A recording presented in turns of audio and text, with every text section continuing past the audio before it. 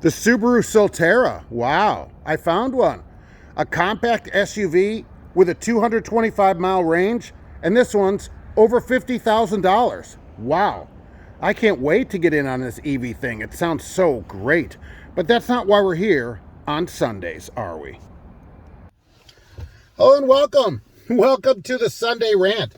I'm Mark, your Sunday Rant electrified host. And today, I don't want to talk about electric cars because that one's not great. I'm in the dark again, this dang winter time. So here's what happened this week. And this is a thing that I just don't understand about drivers. Maybe somebody can explain this to me so that I'm better in the know. So I'm in the office this week and the phone rings and there's only one person in there. I'm just in there.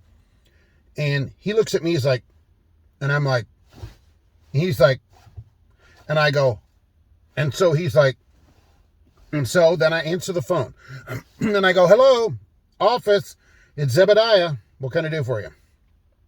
See, you never use your name when you answer the phone. You don't know who's calling, right? And if they go, who's that or whatever, you can hang up. So anyways, it's a driver. What a surprise. And he's at a stop. He goes, hey, I'm at a stop, and so I'm like, okay, I've been at this stop before. Many times. He goes, they wanted me to give them my paperwork and, to get the number. And I didn't want to do that. So I left. So I'm sitting outside. I go, well, why wouldn't you give them the paperwork? Oh, well, they never do that before. I go, they've always done that. I said, I've been there many times. You just hand them whatever the paperwork the company gives you, you hand over there because they don't want them write down the load number wrong. I guess they've had problems with the drivers that are number illiterate and they can't see a number. A 3 is an 8 or whatever. And so they just want the paperwork that's got the number printed on it. It's a lot easier for them. Much simpler than everybody writing it down and playing this game, And so he goes, well, I don't know what they want to see on there. I go, well, it's like some secret document that was taken out of where it belongs and moved to a new location. I said, you can just hand this paper over. It isn't any problem. Just give it to him.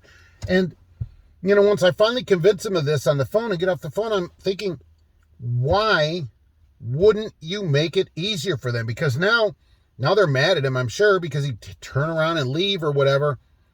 And then they're mad at us. They're probably like, oh, well, this company sends a bunch of idiots up here that don't have any idea what they're doing. All they want is to verify that the load you're getting is the correct load so that wrong loads don't go out. It seems like a good idea that a company, a place actually cares about that stuff. So, but why do drivers do that? Why do they have to be contrary on stuff like that?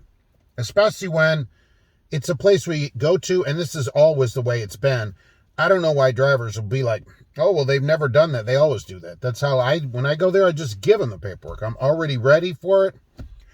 You open up the window, you can drive right up to them and you go, here you go.